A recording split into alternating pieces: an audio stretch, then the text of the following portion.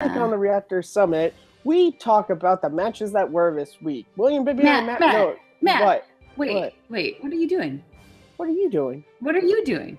What are you doing? You're not the host of the summit anymore, Matt. Do you even go here anymore? Do you even lift, bro? No. Well, you're not the host of the summit anymore. We agreed. I'm back this week. Oh, really? Yeah. Oh, shit. Sounds good. All right. Well, welcome to the Reactor Summit where we talk about the 3 matches that happened this week.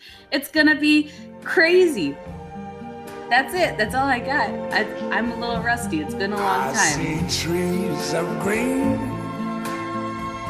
red roses too. I see them bloom. All right, guys. We are super excited to be back for this week's Take 3 Reactors Summit, where we get to wrap up all the matches that happened this week on the Schmoedown. And yes, I am back. It's been a long time. I'm excited to be here. And yeah, it's going to be a lot of fun. I did watch all 3 of the matches this week.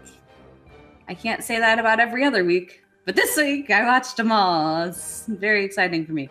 All right. We're also joined with the 2 people who've been taking up pretty much all the slack while I've been gone, Matt and Malcolm. So, Matt, how's it going?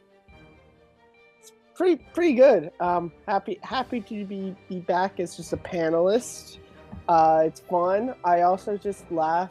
And I like to think that Kristen just learned William Bibiani is champion through the match on Tuesday. You know, I already knew he was. I watched that one. I These posted are the on jokes, Twitter kids. about it. Oh, she posted on You can follow me on Twitter. Look at this. She does one cold opening and already she thinks she's better than me or something. It's accurate. We also have Malcolm, who will not give me any sass because he's a good human being. How's it going, Malcolm? Doing pretty good. Just Give her the sass, Malcolm. As your former boss, I command you to give her sass. No. Well played. Well played. This is going to be an interesting episode. And also joining us, I don't even understand how this is happening, but Abe is actually going to join us for a summit. I'm actually not. There's 3 panels to be on. I'm just gonna come in. Well, But I can tag if you want. I mean, I was looking forward to it. Oh, there's Okay, certain I'll point pass I the want to drinks. bring up when we get to one of the matches this week that Abe apparently didn't know something about one of the competitors. I have no room to talk about not knowing things about the Schmoedown, so I'm just going to move on. So we may or may not have Abe talking on this episode. It's a dumpster fire already. We're really excited about this week. First match of the week, I thought, was incredibly fantastic for many reasons. Not necessarily because of the trivia. It was fantastic for a lot of reasons. Cinemaniacs versus Franchise Force. Honestly, this match can just kind of be summed down to Bibbs just being ridiculously good in this match. I mean, he was really, really, really good. Not that everyone else wasn't. I thought that Nost had a really good round 1. I think that the other team, obviously Irwin did fantastic as well. But Bibbs was just, I mean, since he got that belt, it's kind of like he has been like unstoppable so far. So it's going to be interesting to see what they do in the future. But the real thing about this team match that was so impressive was the dynamic between Bibbs and Nost. That was literally the highlight of the tournament for me. Watching these guys who are 2 polar opposites come out and just like it. Like, that is like my sense of humor, just like awkwardness ensuing, as you can tell, because I'm not the most awkward human being on the planet. It literally just made my day. I was laughing to death. Just so much fun. I want to hear what everyone else has to say about this match. Matt, what did you think about the Cinemaniacs versus the Franchise Force match? I thought it was a really fun match. Cinemania, it was I love Matt Nost. He's one of my favorite Schmoedown competitors. I've always loved. He has a very like dry sense of humor, and I'm glad that he brought that. Because I was not that I was afraid, but like the way Nost's character has been forward in the Schmoedown, I didn't know if it quite paired with Bibbs. I was afraid that like, because I knew Bibbs wasn't going to change, so I was afraid that like Nost was going to have to like up his energy. Because the thing that I've always loved about Matt Nost is he's always been like, Roka is always going, and Matt's always been the level-headed one.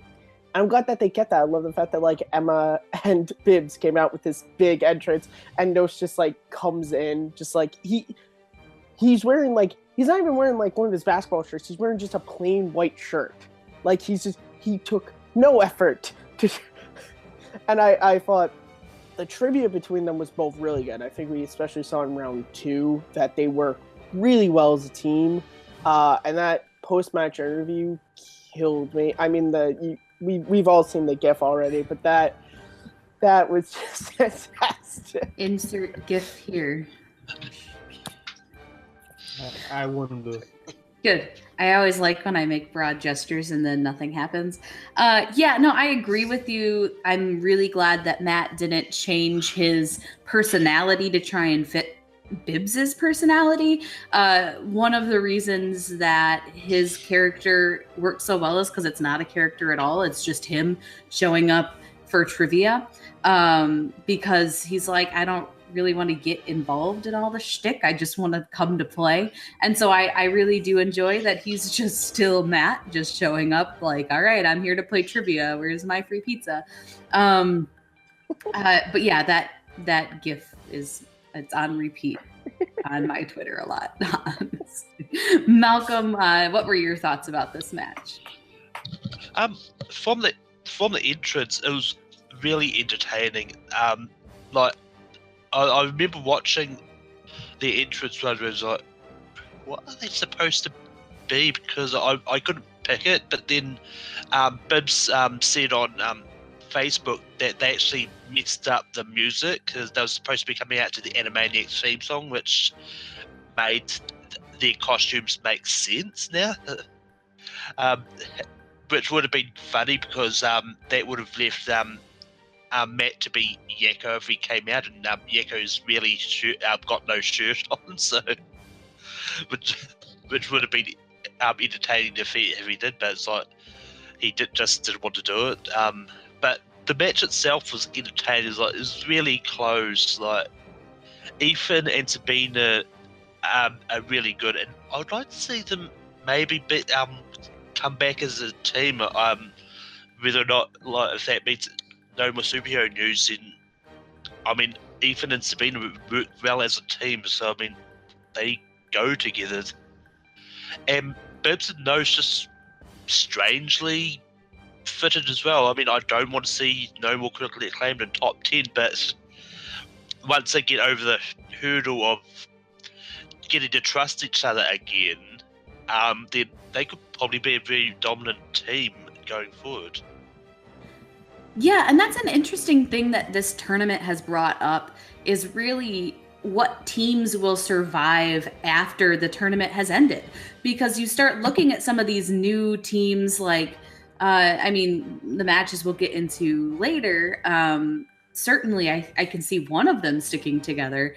But, you know, really you have some interesting dynamics coming up. Franchise Force, really, they worked really well together. I mean, Erwin and Sabina, they gelled well. Their personalities did. And I think, you know, she's got a lot more in that kind of like nerdy sphere to give that didn't really come up in the match. And so that's too bad, because I think she really missed some of her strengths coming up in the match for her to really, really show what she was capable of. But yeah, I'm interested to see if some of these matchups stick together afterwards. Bibbs and Nost, I very highly, highly doubt they will, unless they win the tournament, and then they're kind of forced to. But yeah, I can't see it happening. While it would fill me with glee, I don't think it'll happen. So that was the Tuesday match. And then following that, we had two matches on Friday, which was really nice because I completely forgot that there were two matches on Friday, and it was a long episode, and I wasn't prepared for that. So didn't bank enough time in my day for all that Schmoedown goodness. But I'm really glad that there were two episodes, because what a double header this was. These matches were, I mean, honestly, they were back and forth, neck and neck, tied at points. Like, these are the matches that you want to watch when you're watching the Schmoedown. They were energetic. They were both like really close. Like, they were fought until the very end. Loved it. All these matches. We're going to start with the first one. And so this one was a match featuring two fans, which is awesome. So you had Mike Kalinowski and Chance Ellison. Chance, who has been a real big part of a lot of the fan leagues over at Worldwide Movie Games. He's really just fantastic. And then the other team you had Rachel Silvestrini and Devin Stewart. And Rachel has been around the Schmoes sphere for a long time. If you've never talked to her, she's really one of the nicest human beings on the planet. She's awesome. She's got a lot of awesome stories as well, because she works and does a lot of traveling for her work. And so if you have a chance to talk to her, I definitely would suggest it, just because she has a lot to say. And I don't know that this match in particular showed her capabilities to the best of their extent. I think that she has a lot more to give, and she's been trying to get into the Schmoedown for such a long time. I think if she could have another match, maybe in singles, she would really come out and show more of her strengths, and I would love to see that. But this match, I think we can boil down to round one, Chance just being ridiculously good. I mean, MVP. I might say MVP of the match if it wasn't for round two, but literally that round one was about as good as it can get, especially for someone coming into the tournament right off the bat. Round two was definitely Devin's round. He nailed Will Smith. That's an awkward sentence, but that's what happened. So what else can you say? It happened on the Schmoedown. It happened on the Schmoedown, guys. And honestly, that round three, you can bring the difference of the match down between a 2 and a 3. I mean, that's really what was the difference maker in that round. We can say the 5-pointer was, but if she had said a 3 instead of a 2, we could be seeing a different team as the winner. So we're going to go over to Malcolm. What were your thoughts on this match, and how was it seeing so many fans in this tournament this time around? Well, I mean, the first thing I'll say is the Kingsmen, or not the Kingsmen, are crazy.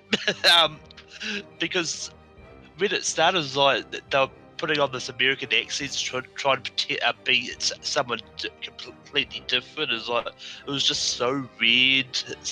Devon's an American. Well, I know that, but the Kingsman team have always done British accents, is what I was getting at, Matt. Yeah, Matt, come on. But anyway,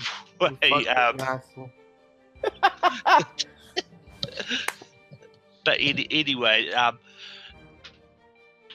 I mean, Rachel just looks so awkward alongside the craziness of Devon. It's like a lot of the times, like, Devon was acting so crazy, you can just see Rachel look. It's like, what's going on? What have I got myself into?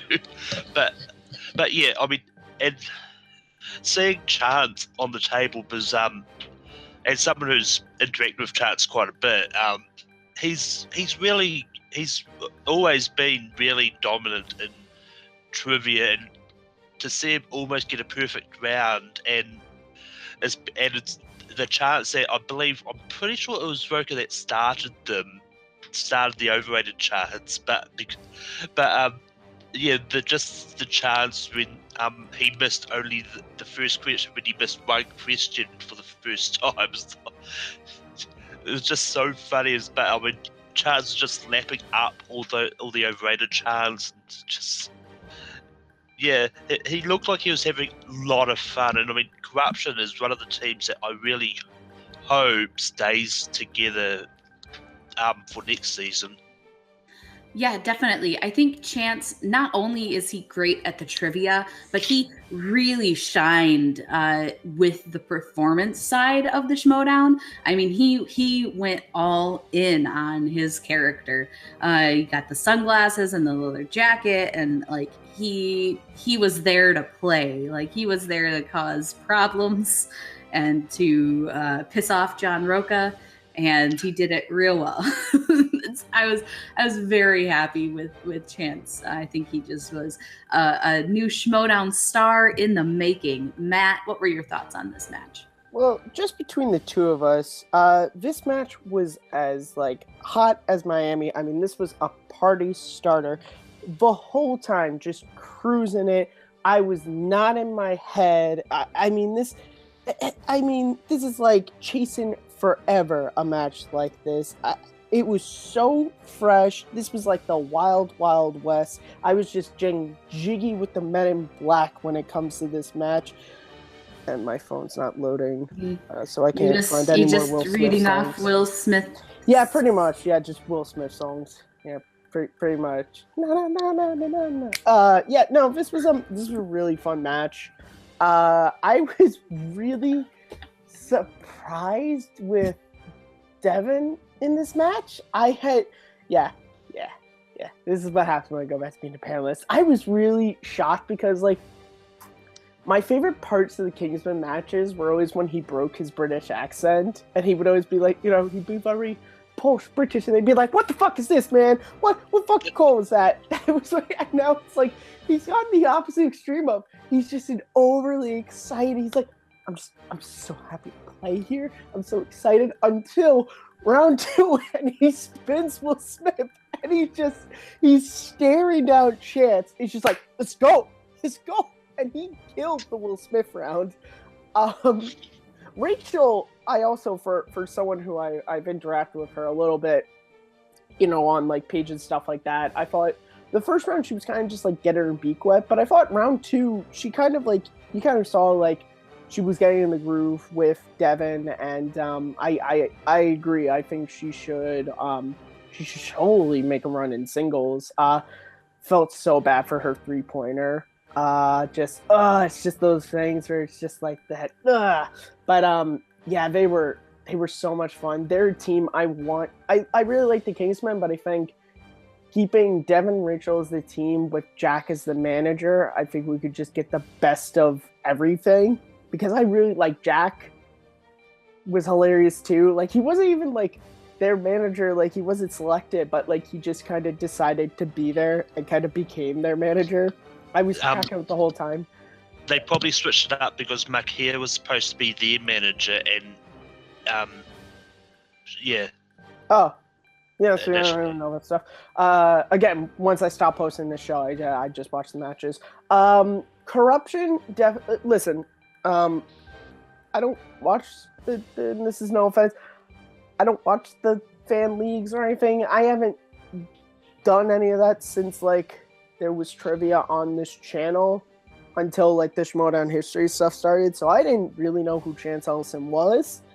I thought pairing him with Mike Kalinowski was interesting. When it was talked about.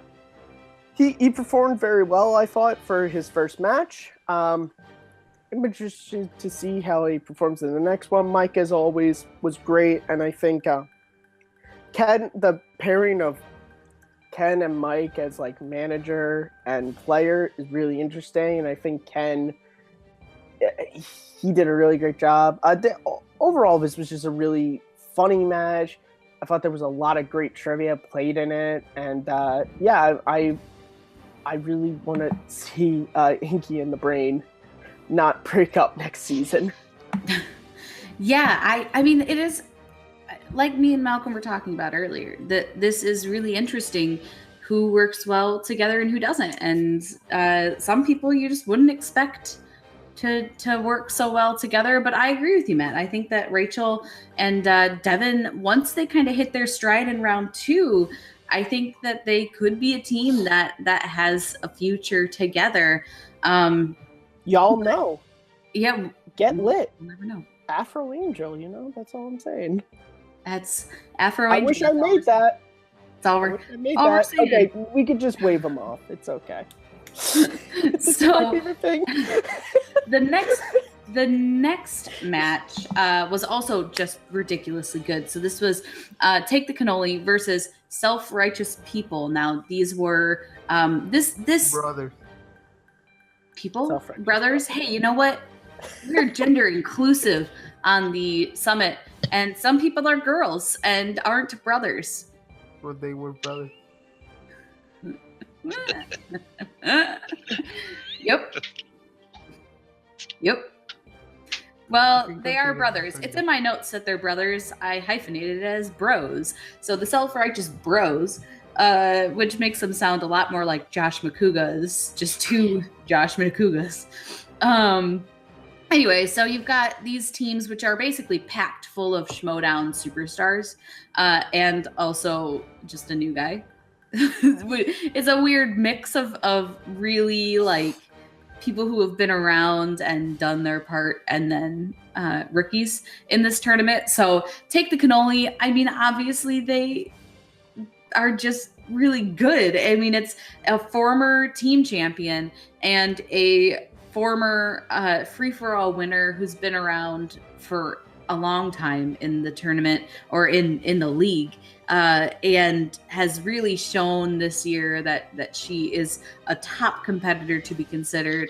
And then Witney and his partner, who for some reason, like, I don't remember what his name is. He had nice hair.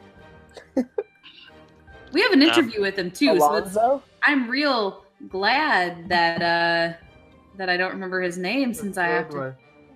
What? Edward? Yeah, thanks. Thank you.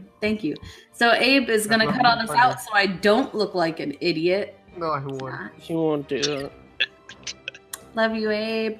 So yeah, Edward, I got a lot of stuff going on in my brain right now that doesn't involve Schmoedown stuff as much as I love it. But yes, so you have Witney and his teammate Edward, and I really liked their dynamic together. I thought their entrance was hilarious. I loved how into managing Johnny has been. He's like the perfect manager, honestly. Like, he gets so into it. Marcia is also very good as manager for Take the Cannoli. I think that she's a fun person to have in the Schmoedown. I don't know if she wants to compete necessarily as often, but she is definitely someone I want to see more of in whatever aspect she would like to be in the Schmoedown, because I think she brings a lot of good personality to the Schmoedown as a whole. But yeah, this match was just entertaining. Round one, everyone was very, very good. Obviously, Witney was the person who got the perfect round, but it was a really great round one. Round two was also, really, I mean, both of these teams crossed 30 points. So what else can you say? And, Take the Cannoli tied for most points out of any team. So this really could have been the championship of the whole tournament. That's how I'm feeling with this, because it was just that good. Let's see what you guys have to think about this, Matt. What were your thoughts about this match and this new team dynamic? Will Chris have to incorporate a new person into his personal fandom? I don't know. That's an interesting question that I cannot answer, because I am not Chris Clark. If you couldn't tell, I don't know. Just making sure. I'm sorry, what? Are you brothers? What was that guy who thought Devon was actually British until this morning when I told you he wasn't? That's what I thought. Yeah. All right. Yeah. Go back to behind the camera. Bye, Abe. So this was an insane match in round one. I can't believe that this was only the first round match. Both of these teams worked off each other extremely well.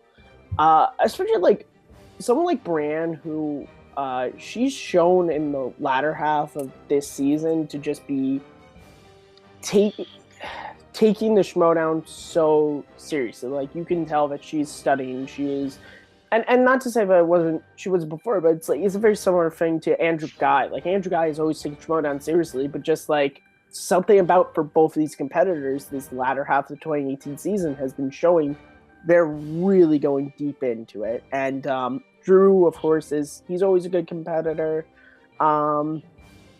Eric is his name? Is that the new guy? Edward. Edward. It's Marc. Okay. Marc Edward Heuck.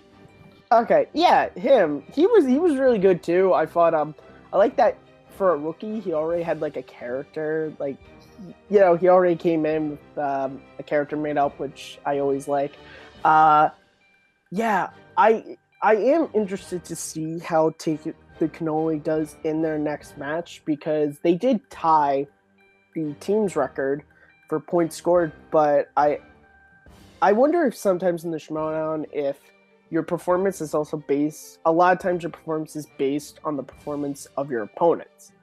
So seeing who they face next time and seeing what sort of game they bring, are we going to see a similar report? Yeah, not to say that I think they're going to score like 5 points in the next one, but like, in another matchup, Witney and his teammate, who I'm so sorry, sir, I've been drinking. Marc, Edward. Marc, Edward. You know what, Marc? Yeah, man, you know what? You and me, we could be the Men in Black. We could be getting jiggy with it all you want. The wild, wild west. Just nod your head like this. Let me see you nod your head like this. Yeah, that's a good segue. Malcolm, what do you think about this match?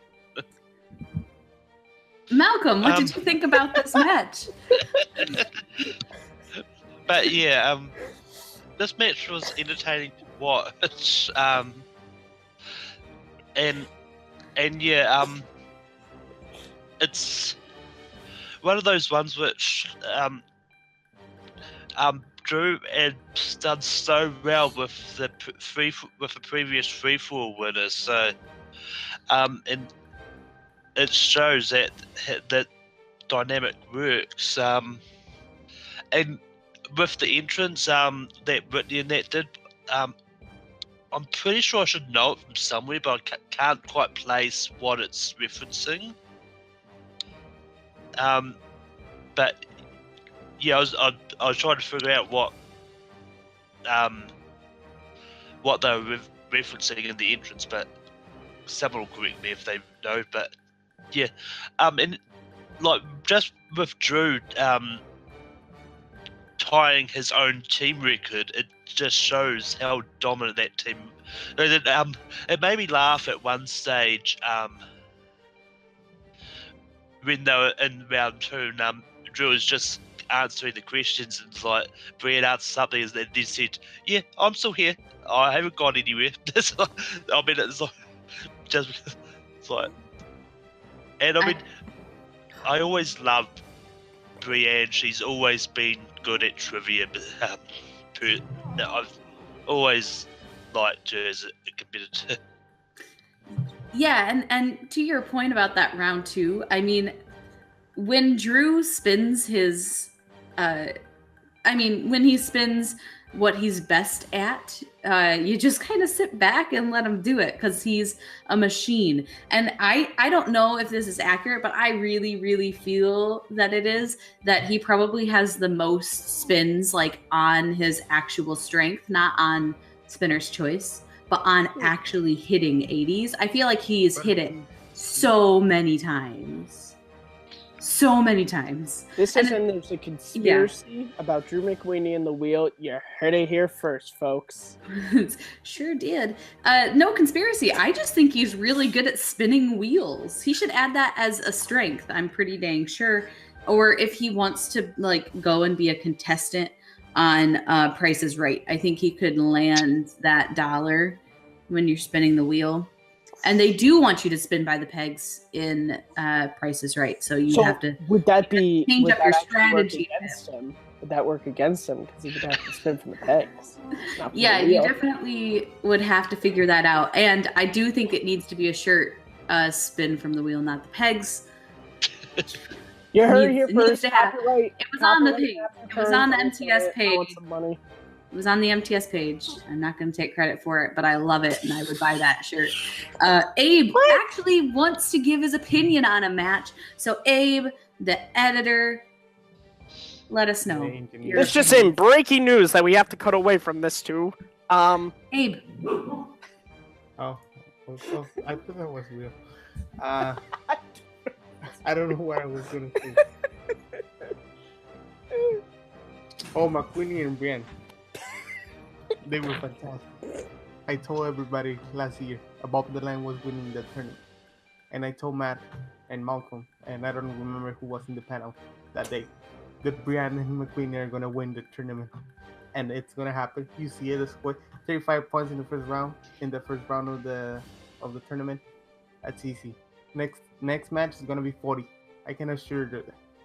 40 points in round number 2, and they're gonna destroy Lon and JT or the Wildbirds, whoever they win. We all know the Wildbirds are gonna win, right? How will you feel if they go up against the Wildberries? Will that be a conflict of interests for you? Definitely will. Okay, all right. I don't like you, Chris. The only other thing I think we did not bring up was Johnny, I think, had the quote of the entire Schmoedown ever, in my opinion, and I just love it so much. The corruption is going to be your destruction. It would like that. Like I was just like, dang, this guy is good.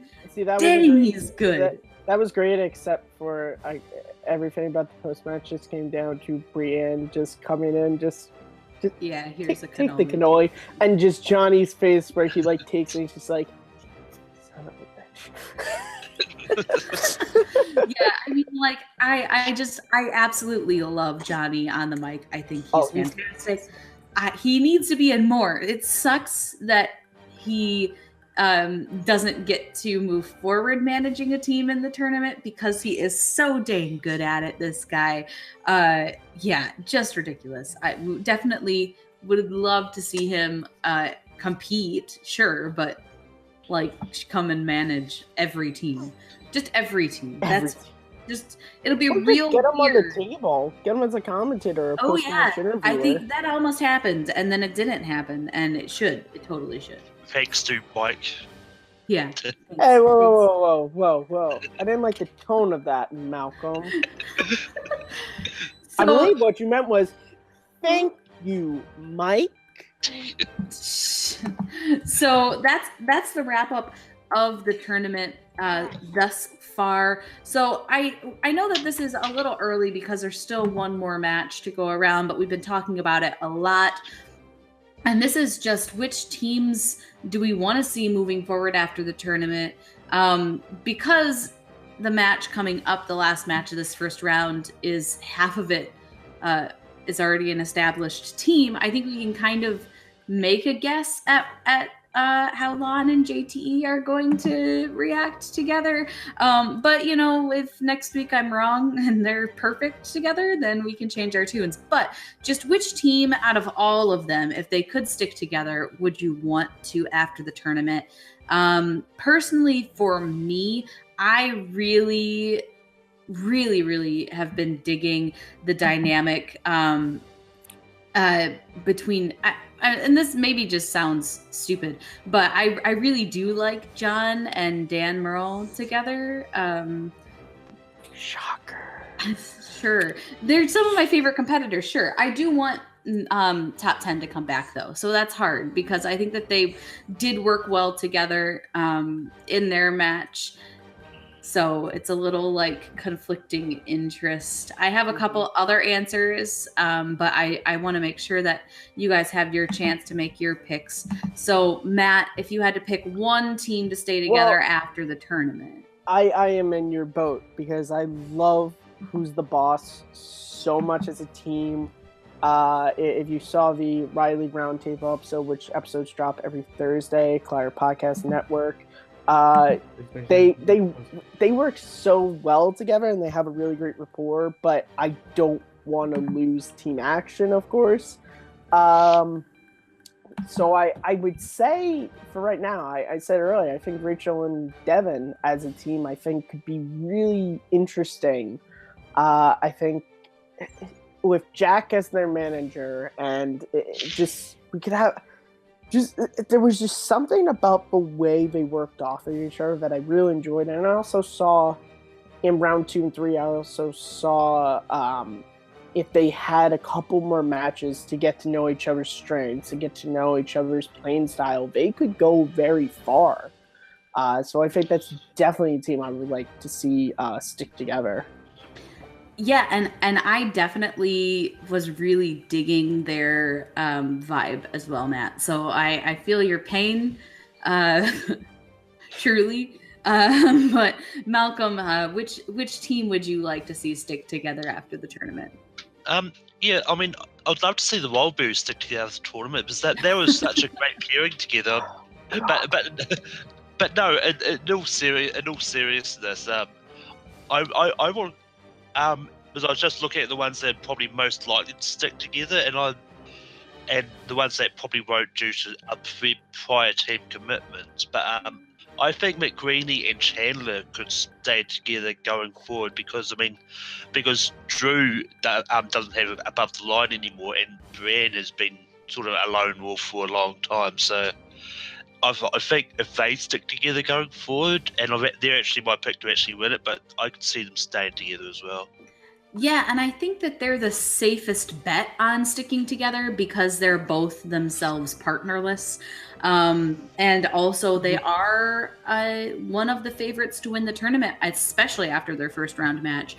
The one team, and this is not a team that is sticking together, but I didn't get a chance to commentate on this match. And so the Andrejko Snyder versus Mance Gerber match, Snyder and Mance, I think, would be a ridiculously hilarious team. And when the match was going on and they were just like talking to each other, I was like, man, they would be a good team. Because they were cracking me up the whole stinking match. I mean, it Jeff, would literally be chaos. Jeff, I'm trying to keep composed. I just want to play the trivia. I understand that New York is not New England province. You can stop it. It would be the loudest team ever. Oh, yes. And I mean, that team up would make sense now that they're working together on for-year consideration as well. Yeah. I mean, it probably will never happen. However, I was laughing so hard, and I was like, man, they actually, like, every once in a while they had really good rapport together, and I was like, dang, this would be a funny team. Who would have thought we would have ever had a team tournament where all the teams were split up and mixed and matched? So anything can never happen. say never in the Schmoedown. Right. I mean, also people tried to tell that Marc Riley's never going to hold the belt again. We saw what happened then. Ha! And then he lost it again. You know what? Yeah, lost. He'll get it back. Don't worry. When he's in the tournament, yeah. You listen to me, Harloff. Put him in the tournament. Just put him in the tournament. Come on. Yeah, do it. Just put it. Sure. So that's a wrap up of the matches. We do have a couple interviews, so we're gonna shoot it over to those. We have an interview with, unfortunately, the person none of us could remember the name of, Marc, Edward, and also Witney. So the whole team of bros who are people. So over to those interviews. In 3, 2, 1. Hey guys, I am here with Witney the Beauty Seibold, one half of the new team, the Self-Righteous Brothers, who actually, even though they lost, kicked some major ass. How are you going, Witney? I'm doing all right. Thanks for calling. I apologize if you hear some background noise. My building is under construction. Oh, that's beautiful. It's made on napping rather hazardous. That's typical stuff. Anyway, Witney, let's get right into this. What were your thoughts on the Anarchy tournament and you getting paired up with Marc Heuck? It's Heuck. Marc Heuck. Heuck, yeah. Marc Heuck. It was actually quite fortuitous that I should be paired up with Marc Heuck. As it turns out, I have known Marc Heuck for about 15 years, before there was even a Schmoedown. So that he and I were just sort of randomly selected to be together was good fortune on our part. Marc Heuck was my manager when I first started working at a theater here in Los Angeles, the New Art Theater. So we worked there together for quite a number of years. We knew each other very well. We knew each other's strengths and weaknesses. So it was like, it was supposed to be Anarchy, kind of throwing all of these people together randomly, but they couldn't have picked a better match for us. That's just a strange coincidence. That's really, really cool. Going by, I wanted to ask you about your entrance. How did you guys come up with that entrance? Was he legitimately late, or was that actually something that was actually staged? No, that was something we had staged. Okay, cool. There was, all of the short film and everything. I mean, Marc was sort of a dark horse player in all of this. Nobody really knows Marc Heuck too much in the world of the Schmoedown. Like, he's been around just sort of as on the periphery for a long time. He's friends with just about everybody who's competed on the Schmoedown. He actually was the one who introduced me to Gray Drake. Really? So, he was friends with Gray Drake before even I was. And we wanted to sort of bring him into the fold in a dramatic way. So we had come up with this kind of summoning him out of the darkness, coming in from out of the periphery. So we had come up with this sort of Hellraiser opening. That was ingenious. It actually took me for a loop because I'm looking at the thumbnail, I'm looking at the green screen, and I actually thought that your teammate was replaced for a second because it was Johnny LaQuasta who was next to you in the green screen. I'm like, wait, where's Marc at? And then kaboom, there he is. It was absolutely fantastic. So going into your match, Witney, what were your thoughts going up against Drew McQueen, a former champion, and Brianne Chandler? Oh, well, I mean, it was unbelievably intimidating. Those are two of the best players in the Schmoedown. I've talked to both of them. I know them well enough, and I know that they're incredibly good at this game. So even though Marc and I knew each other very well and we know our stuff, we knew that we were going to be starting on this on probably our hardest match. I think had we beaten Drew and Brianne, that would have been our hardest match of the entire game. Yeah. The thing is, you guys lost on, we're going to get to it, but you guys lost on 31 points against them. This was a surprising round one match, if I do say so myself, just because they matched you guys up perfectly, but it gave us a good round one match, but it felt like it kind of felt like a finale, so to speak. But all right, going into your first round, you got a perfect round, and Marc did actually well as well. What are your thoughts on actually round one itself, and do you think it benefits from? Do you like is it your favorite round? Kind of like how Bibbs feels it is. It's definitely my favorite round. I think like the pressure is lowest. You're given a few moments to think about it. And and it's just sort of a wide variety of different kinds of questions. I feel like personally, like my strengths are more with that sort of wide variety than with very specific categories. And in fact, the more specific you get, I think the weaker I become. I'm just giving hints to all of my future opponents right now. But it's the minutia sometimes with the more specific categories. It's like, I know some about Julia Roberts, but I don't necessarily know everything about Julia Roberts, so it might hurt me a little bit in the long run. This is the second time that I've gotten a perfect score on a first round, which I was very proud of. Not too much in there, but yeah, because of the way that round is structured and because sort of the casual nature of it, I feel like I'm a lot more comfortable.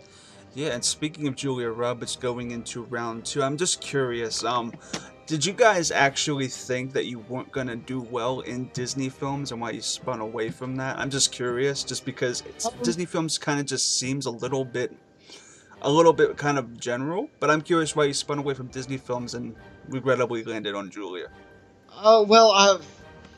You would think that I do well on Disney films, or that anyone would do well on Disney films, but I'm not a Disney guy. I've seen some of the animated films, but I don't pay close attention to sort of the Disney canon the way a lot of people do. And there's a lot of those films I haven't seen. so I didn't want to be stuck, with a question about the Lion King and, embarrass myself not knowing anything about it, because I don't know anything about the Lion King. And Marc is also, he's much more into 1970s grindhouse. That's kind of his school of thought. He likes crime movies and, adult and very male movies, and Disney films just wasn't really our wheelhouse. So we decided to steer away from that, hoping to get something we were stronger at. Turns out we got something we were weaker at. So we were a little upset with ourselves on that. It's very unfortunate because when you spun Julia Roberts, did you guys initially think you were up Schitt's Creek, or did you actually think that you could have managed it? Because the first couple questions you guys seemed fine in. Oh, well, I mean, I guess we were lucky, but yeah, we thought we were just completely screwed with that. We weren't happy with it. It's not one we would have chosen. In fact, it might have even been the category that our opponents had chosen had they spun opponent's choice on that round. That's what I'm thinking, because that wheel was stacked. But going into round 3, you guys got all 3 of your questions, that your 2, your 3, and your 5-pointer, 2 of which were horror and thriller. Now I want to get into this because there is going to be a Patreon horror match coming out. Do you consider horror to be your absolute greatest strength? It's certainly something I've always been a fan of. I was tapped, luckily, to take place in a previous horror trivia match with the cast of Ash vs. Evil Dead. And the late, great John Schnepp. That was fantastic. The late, great John Schnepp. I was paired up with Dana DiLorenzo from the show. And she was just a hoot. She was having a great... It's one of the best matches ever, yeah. Oh, that's sweet of you to say. So, it's just something I've always loved, and I've always loved, talking about, and, old-timey reader of Fangoria magazine. While all of my friends were busy watching action movies, I was busy watching teenagers getting murdered. So, it might be my greater strength just because it's my greater interest. I figured that. Yeah, go on, you were saying? Go for it. Oh, just that and, cinema of the 90s, because that's when I was paying the most attention to movies. The closest attention to movies. Yeah. Also, the fact of the matter is, round 3 you guys killed. And it's just that they got their last question. That's essentially what it came down to. It just came down to math. And you ended up losing by 31 points, with 31 points, which would normally, as I even said in the match, have gotten a normal team a victory easy sauce.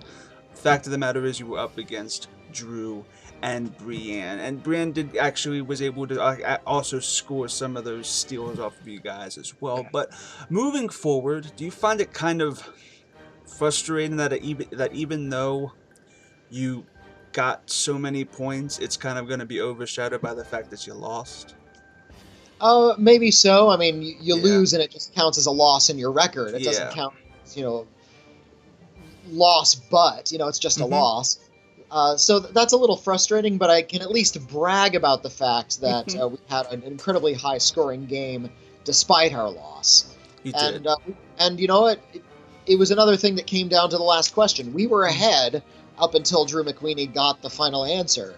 So it was a really close game, but had Drew McWeeny accidentally slipped up and said the wrong answer, or he just simply didn't know... It could have been anybody's game. It could have been anybody's game. Yeah. So I can take a little personal comfort in that, but when it comes down to the history books, no one's gonna care. But when you guys, this is where I'm going into. If for whatever reason Bibbs and Matt stay together, if they actually become the Anarchy tournament champions, do you think that you will have? Do you think Marc is gonna? A, do you think Marc will be coming back? And B, do you foresee yourself returning with Marc in the future? Oh, absolutely. I think Marc and I play really well together. Yeah. And I think our chemistry is too good and our knowledge is too good to sort of to keep us apart, essentially. Yeah.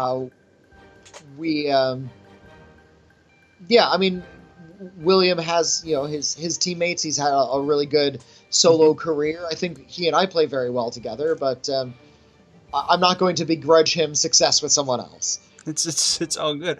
I mean, either way, it's a win-win situation for you. Do you think that Marc might be part of your faction? Do you foresee him do you foresee him forming with all you 3 to form another faction? We'll see. We don't. Yeah, it could happen. I'm not going to say no. I can't say that there's any solid plans at the moment, but yeah, I would completely welcome it. That's fantastic. So Witney, now the singles tournament, the ultimate Schmoedown singles tournament has been announced, and there are 5 mystery competitors that have yet to be announced. Oh. Do you hope that you're one of them? Do you think that you're one of them? I could be. I could be one of them. I don't see any reason why I wouldn't be. Oh, okay. All right, so you cannot say. And finally, Witney, this is actually something I'm very interested in hearing, since also your friends Alonso and Matt Atchity are in the tournament. Okay. Who do you think is winning the entire thing?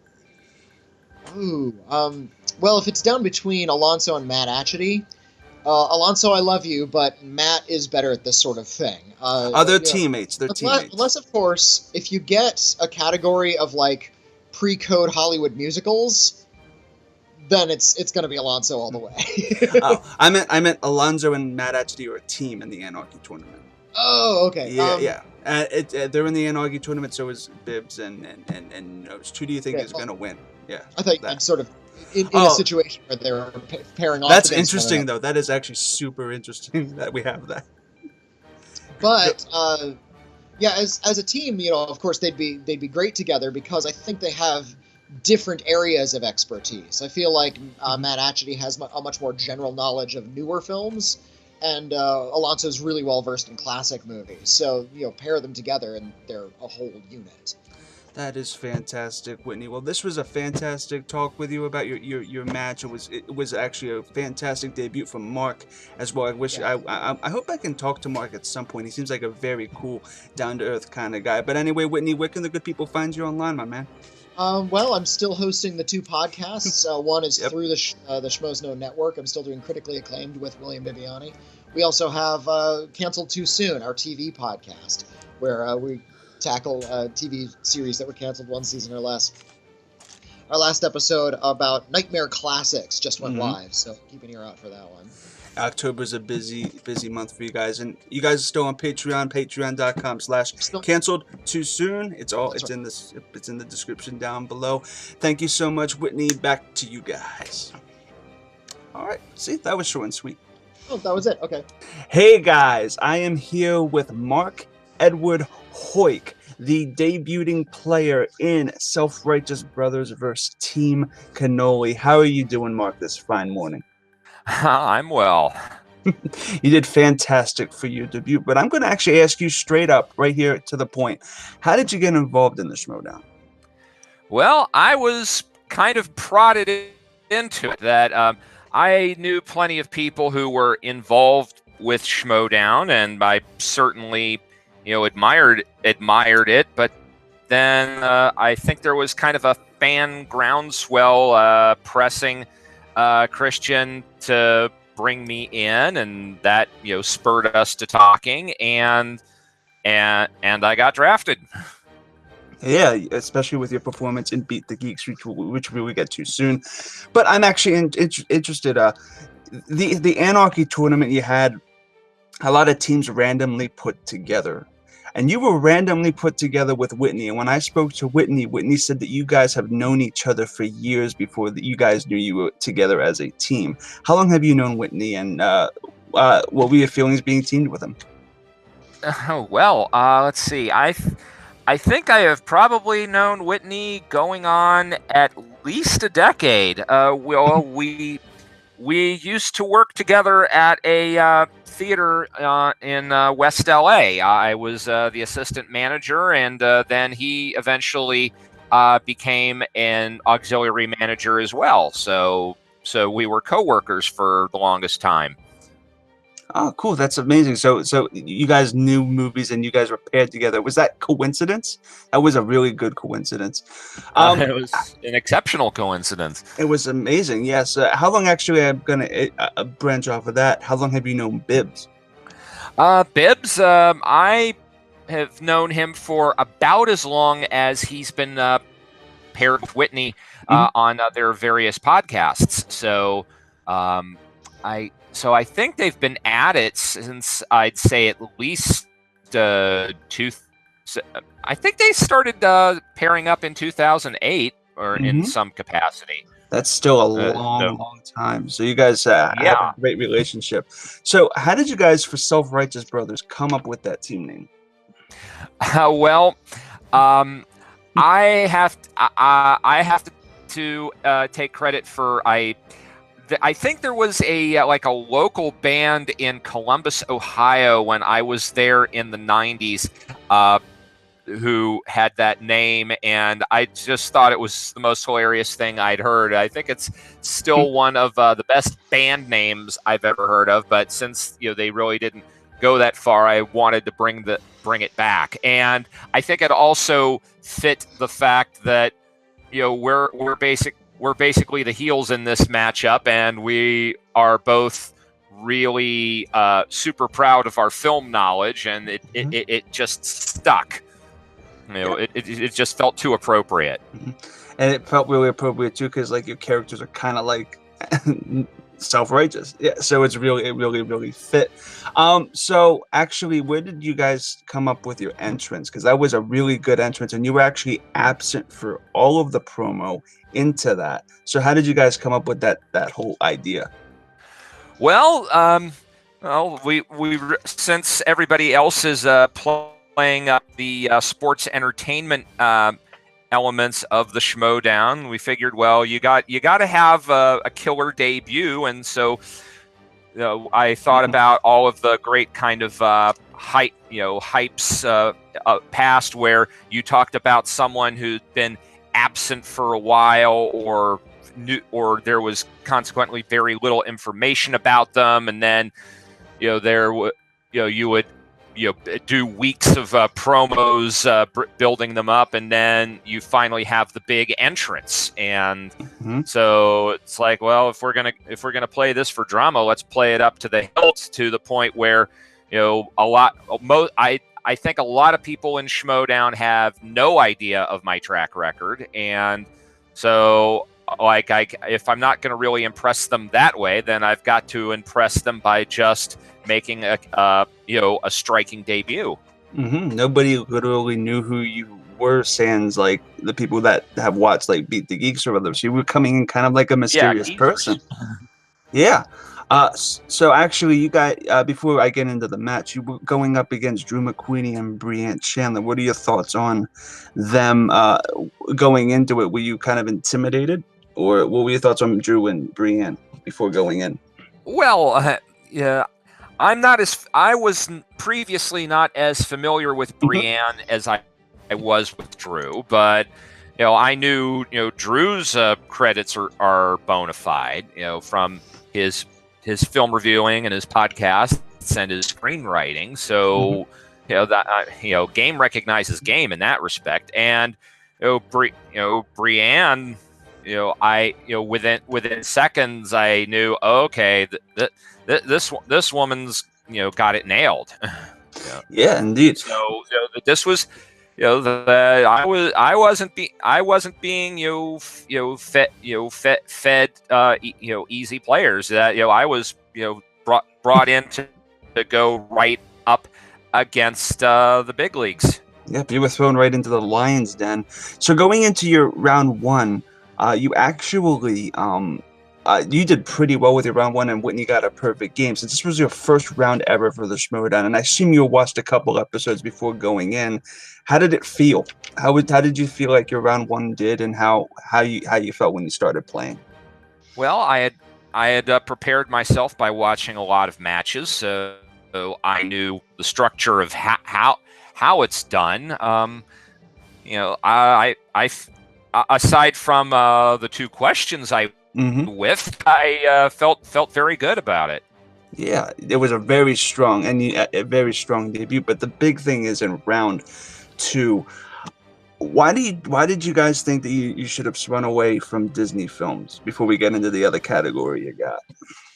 Well, I can't speak for Witney, but I know that when I whiffed the Little Mermaid question, I was thinking, ooh, there could be more Arcana like this coming into play, and I've seen plenty of Disney movies and enjoyed them, but I didn't remember that deep a level of detail, and I thought I'd probably have better chances with another category. Before we get into Julia Roberts, do you think that you should have stuck with Disney? In hindsight, maybe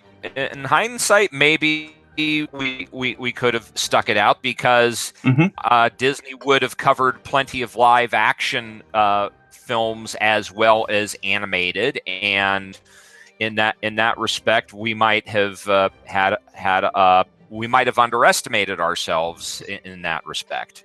True. So actually, before we do get into Julia Roberts, was there any other category like on the wheel that you really, really wanted besides 80s movies? 80s movies. Yeah. I think we would have done just fine there. Would have been fantastic. But actually, going into Julia Roberts, you guys started off pretty strong, but it kind of got a little.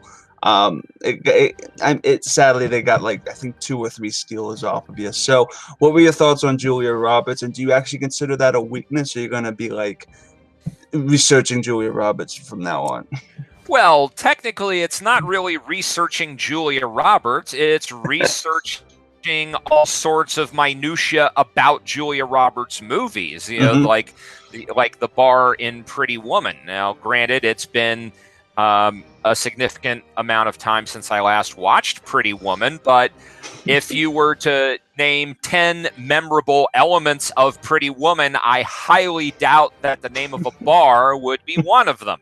Because unless I'm totally blanking on the movie, it's not, say, as iconic as the Blue Oyster in the Police Academy movies. Yeah, indeed. I mean, it's just the name of the game, especially when you're debuting. But going into round 3, you guys got all 3 of your questions. Now that you've experienced rounds 1, 2, and 3, which round do you think is your favorite, and how do you think, even though you guys lost with 31 points, which would have normally won somebody the game, how were you feeling after round 3 concluded and during it? Were you pressured? Did you feel pressure because you were now down 4 instead of being up 4? Well, certainly a bit of pressure in that status because of the questions that we had stolen, but I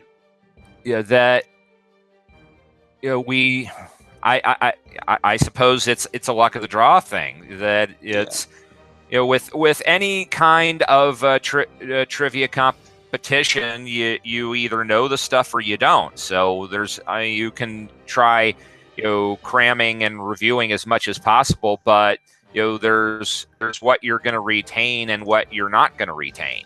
So it's about what are your strengths, and I mean, you can try and bolster some of your lesser strengths, but at a certain point you've got to just deliver. I totally get that. But since you sadly lost, are you gonna actually? We're gonna get into now the stuff that I'm really interested in. Do you think that you're going to return to this game? Do you want to play it again? What are your thoughts on return? I definitely want to play. I had a tremendous experience, and I definitely want to have another go. That's awesome. Do you think that you're gonna stick with like Witney in teams, or do you want to go into singles? I'd be happy to have Witney as my partner for some other runs. I'd be interested in taking a singles run. That I suppose right now it's in the league's hands as to how they want to continue to present me. Oh, you seem like you're down, and there's one division I think you would excel in, and it's called I don't know if Kristen has told you about it, but the Inner Geekdom division. I'm quite familiar with the Inner Geekdom division, and I would have to say that is, well, I mean, it's Inner Geekdom, and again, I've devoured a lot of those movies that fall into that category, but I don't know how strong my retention is going to be on them.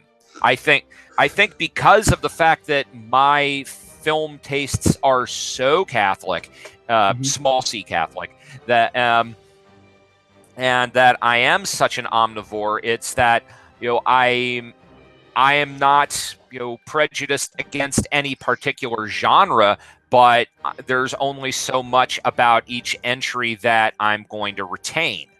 You know, that I think inner geekdom requires an almost manic devotion to those kinds of films to get all of those details remembered, and that comes at the expense of other movies. Yeah. So so right now it's not looking like you're gonna do that just yet. You don't think? I would not push myself for inner geekdom. Okay. If Christian wanted to put me in there, I'd certainly, you know, mix it up and give it the old college try. That's all you can really do. You only live. Famous last words. Now I'll find myself in the inner geekdom. You only live once. This is the big question, though. What's more difficult, Beat the Geeks or Schmoedown? Like in terms of the questions and stuff for you. That I think it's a little too early to call on that one, but out of my gut, I might actually say the Schmoedown. Really? Because if you remember the way that a Beat the Geeks episode is structured, that, you know, there's a strategy there. As one of the geeks, there is a strategy to playing in that when you were up against the contestants, you know, in the first two rounds, the questions that I would get would have some sort of thematic tie. They'd just be more difficult. But if you can use a process of deduction, that'll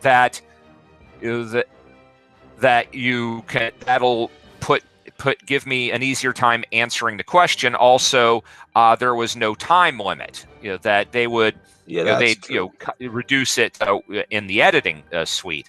The only times you get into any kind of real anomaly, and this is, you know, one of my most infamous moments on Beat the Geeks. You know, this is the one that is going to hound me to my damned grave. Is that okay? The contestant gets shown a photograph and is asked to identify Mel Brooks and one of his movies. So then they come to me and they show me a photograph of two other men and to identify them and one of their movies. Okay, so I'm thinking, all right, we saw Mel Brooks, wild scatological comedy, offending natures, and so there's two people, and I'm thinking, okay, who are two people making films that would have the same kind of shock value of Mel Brooks? And I figured, okay, I'm going to go with the Weitz brothers, the creators of American Pie. And no, it's the Coen brothers. Now, please tell me, what do Mel Brooks and the Coen brothers have in common aside from High Holidays? I don't know. That baffles my mind too. You have the Big Lebowski, but that has nothing to do with Mel Brooks. I have no idea. yeah. That I think was a bad call by the writers to put that association together. But that's but again, so that's how my thought process works. I was actually on that. The Schmoedown utilized some image kind of questions. That would be cool. That would actually be really cool. Like show a picture of something. Oh, you were saying something? Oh no, I was agreeing with you. Oh, okay, cool. So I think that's all. That's actually you rocked it though for your debut, Marc. Before we get into your plugs, do you have any final thoughts on the Schmoedown and your performance? Well, I think I said a lot of what I felt in my promo afterwards, but it was tremendous fun to mix it up with some of the the Schmoedown's heavy hitters on my first go, and I'm looking forward to an opportunity to do it again. That sounds fantastic, Marc. Before we let you off, where can the good people find you online? You can find me on Twitter at the Heuck. That's _HOYK. That's the phonetic pronunciation of my name. I figure, using that will help people, pronounce my name properly. I have a blog. The Projector Has Been Drinking, and that's at projectorhasbeendrinking.blogspot.com. I've also written for Night Flight and for the New Beverly blog, so you can find some of my earlier writings there. And I've done plenty of DVD commentaries for various labels. My most recent one is Mac and Me for Shout Factory, and also V.A. Warshawski for Kino Lorber, and I talked to the directors of both of those films on there. So I'm just a general pain in the ass film snot man about town. That's fantastic, Marc. So thank you so much, Marc. Keep rocking. Back to you guys. All right, Marc, that was fantastic. Interviewers, because I'm not sure who did the interviews yet. Clark and potentially also Brooklyn. Oh yeah, maybe.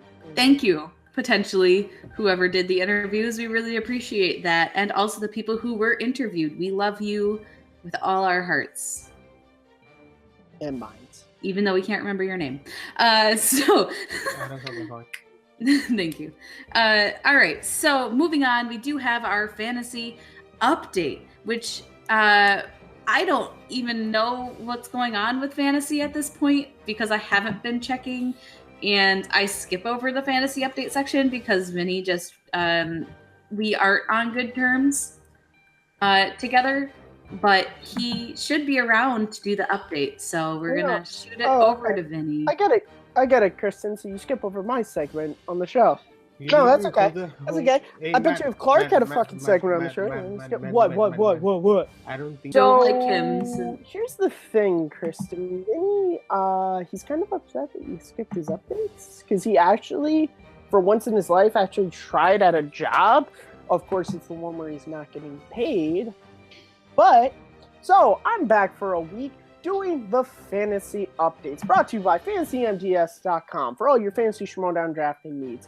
First thing we have here is Take 3 standings. In first place, we have Abe with Super Epic X Team, and he has 679 points. Abe has a really great team formed. He even averages 18 points per week. I mean, that's insane. Next up, we have Kristen Smith with Team Corgi. She has 644 points. She's not too far back. She actually averages 17 points a match. Then we have in third place the Morning Gen Schmo Boys with 604 points.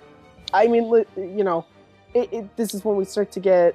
But I think Jen with her team, I don't remember exactly who's on, but if they go far in this tournament, we could totally see her take over. In fourth place, we have my team, the Yodi Alliance, with only 445 points. Most of my competitors aren't really playing anymore, so I understand that I'm probably going to drop really far in the rankings pretty soon. In fifth place, we have Evan DeGraff with Tiny Cairns with 375 points. His team is, not doing that hot. But I think my favorite part of the fantasy update is, if you guys, which none of you would know because you're not in our chat group, but a little before Free For All 2 dropped, Clark, or actually after it dropped, Clark let us all know it wasn't even worth doing fantasy because he would be so far ahead in points, it wouldn't be worth it. In last place, Chris Clark with only 347 points with the Penguins. God, irony is sweet. Of course, no one is trading because any of the free agents that we could pick up aren't exactly playing, and no one really wants to trade because the teams they had, as you can tell, are pretty solid. So that's it for your Take 3 Fantasy Update, sponsored by FantasyMTS.com for all your Fantasy Schmoedown drafting needs. I'm Matt Kearns, back to you guys, FantasyMTS.com for all your Fantasy Schmoedown drafting needs. Kristen, you're muted. Perfect. Thank you for that lovely segment. I was just on the FantasyMTS.com for all your fantasy needs website. And I was noticing that there is a free agent who is still in the tournament and did a lot of points and isn't signed. And I guess Chance is now on my team. So.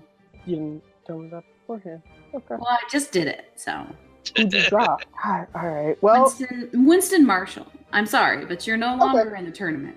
Hey guys, back again for a quick FantasyMTS.com for all your Fantasy Schmoedown drafting needs update. Kristen Smith of Team Corgis, who is in second place right now, just dropped Winston Marshall for Chance Ellison of Team Corruption. I think this is a very interesting pickup to see how far Chance goes in. Of course, dropping Winston is a wise choice. No offense, Winston, you're pretty cool. Come back to the live show, but he's not in the tournament. What it comes down to is it's not always who we like and who we don't like. It's who is going to continue competing and get us the points. So this has been your breaking news trade update brought to you by FantasyMTS.com for all your Fantasy Schmoedown drafting needs. Back to you guys.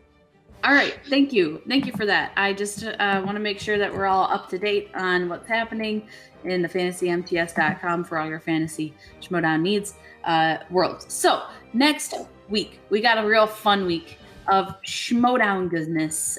So outside of the round one of the tournament coming to an end with Evil Geniuses versus the Wildberries, we have the next round starting up. Thank you, Wade. The next round starting up with the Odd Couple versus the Paddington 2. It's going to be a great, great week. I cannot wait for all of this stuff to go down. So we're just going to talk about who we think is going to win each match. And yeah, that'll be it. And it'll be a great wrap up of round one of the Corruption Tournament with that match on Tuesday. Personally, I think that Evil Geniuses is going to win, not because I don't love the Wildberries. Wow. Wildberries.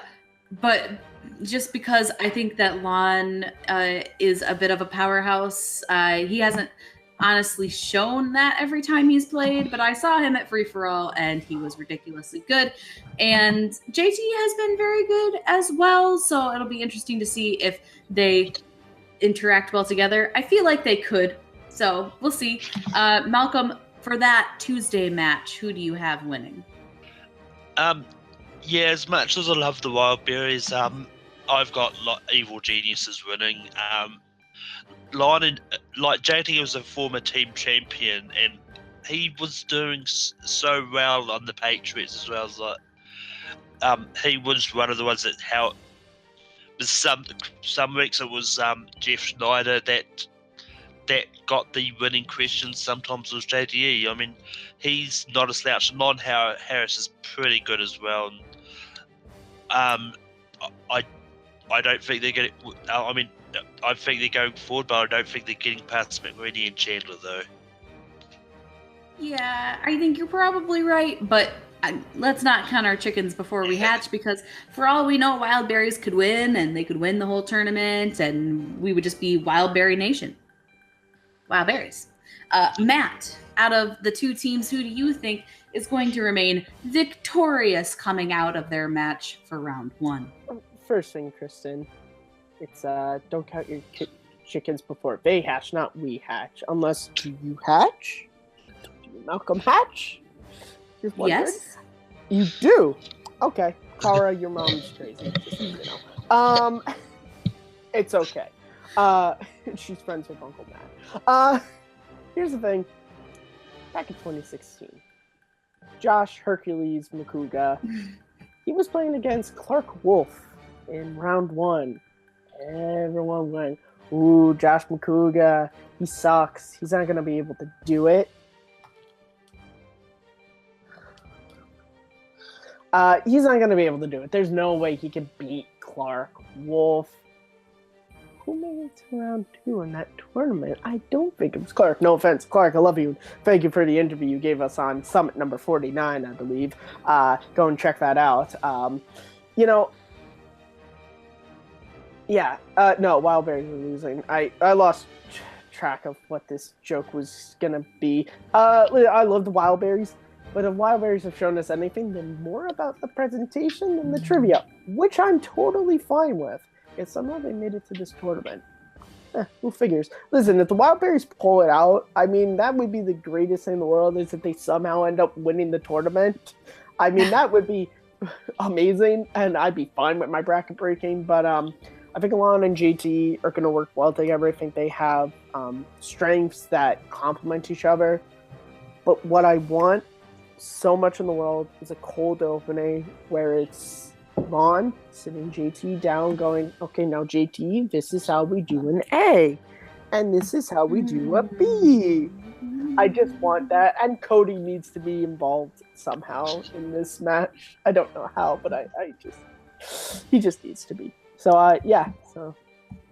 Well, thank you for the diatribe. We appreciate that you got lost in your thoughts, and I'm glad we all agree. So for the Friday match, we have Odd Couple versus the Paddington 2. This is, to me, a much more interesting match in terms of who I think is going to win, because I think it'll be a lot closer. As much as I love the Wildberries, I just think that this match will be a lot closer. So I honestly am having a hard time picking who I think will win.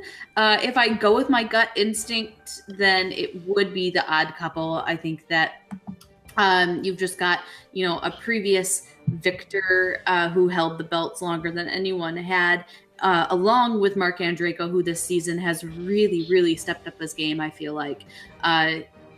I think they're just going to win. I could be wrong because the Paddington 2 also having an amazing name, also like they're just good. So it could go either way. Matt, out of these two teams, who do you think is going to come out of the tournament? So my bracket says one thing, but my mind is now saying something else, because the difficulty with brackets is, especially in this tournament, is not knowing how people are going to work. I fought Pet, Jeff, and Marc were going to, which they ended up being, they were going to be a really great team, but I had no clue that Alonso and Matt were going to work as well as they did. So this is hard because I had Jeff and Marc going all the way to the finals and losing to Who's the Boss. I mean, I didn't send him a bracket again, so knowing my luck, my predictions were all completely correct. Of course, the one year I don't send a bracket in. But I'm going to go with the Paddington 2 on this one, and it's nothing against Jeff and Marc. I just thought Matt and Alonso had so much knowledge, and they worked off each other so well. I think they could really pull this one out and win. That's what she said. Pah.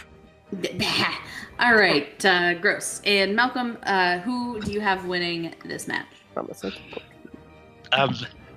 Paddington 2 is who I've got winning. I mean, they're just a really dominant team, and it's really hard to see them not winning. And it's not that Marc and Jeff are not good. It's like Matt and Alonso are just better, and they had a pretty strong performance in their first round match, and I think they can do that again for this match. Definitely, it will be 100% interesting to see what happens. I think that this match is going to be potentially one of the best of the tournament. I think it's just got that level of competitor in it, and so we'll see. It could be a terrible match, but I don't think it will be. And that's it. That's all we have for the summit. It's weird because I feel like it should never end, but it has to, because Kara is getting fussy, so it's gonna end now. So need to come back. No, put her back to sleep. So this has been a really great week for the Schmoedown. I've particularly loved this tournament. I think it's been such an interesting dynamic shift to everything that we've known so far for the Schmoedown, and I can't wait to see round 2. And it's coming up. It's coming up very shortly. I know that there are singles tournaments announcements coming forward, but I will just save it for when we have the whole list of people, because there's still the singles tournament. There's going to be a 4-way to find out who makes it in. So we'll just talk about all of it when everything has been announced, and that should be next week. He'll probably drop it on Saturday after we recorded it. It happens every time. Every time. All right. So with that, Malcolm, thanks for being on. As always, where can we find you on the internet? You can find me on Take Three Productions, where I host my show Rankum.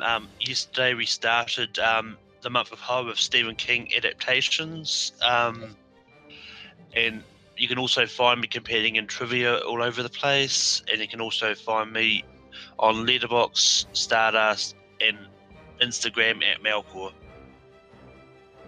Perfect. Matt, where can we find you, good friend?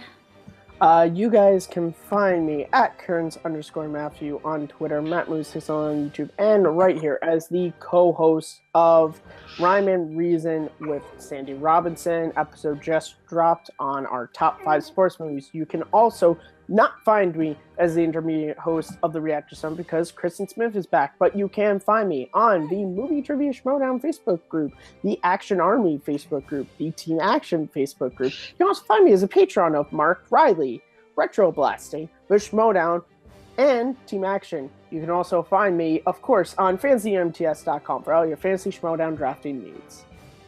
All right, and you can find me doing things online at Twitter, Instagram, and Stardust at Smith_K10, the number, not the word. You can also find me hosting the summit.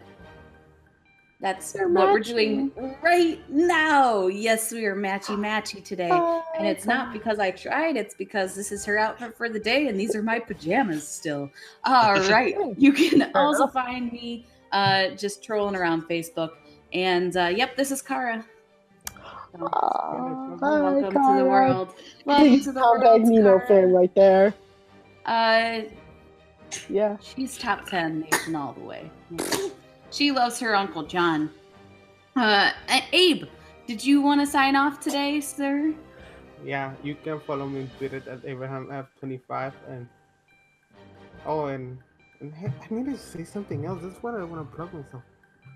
Oh my god, Abe, work on your plugs. Yeah, work on your plugs. Right now, I cannot show it to you. Are you done? Yeah. Okay. All right. Well, that's been the summit. We want to thank everyone for watching, and we cannot wait to get back into it for round 2 of the corruption tournament. We hope that you all take care and have a wonderful day.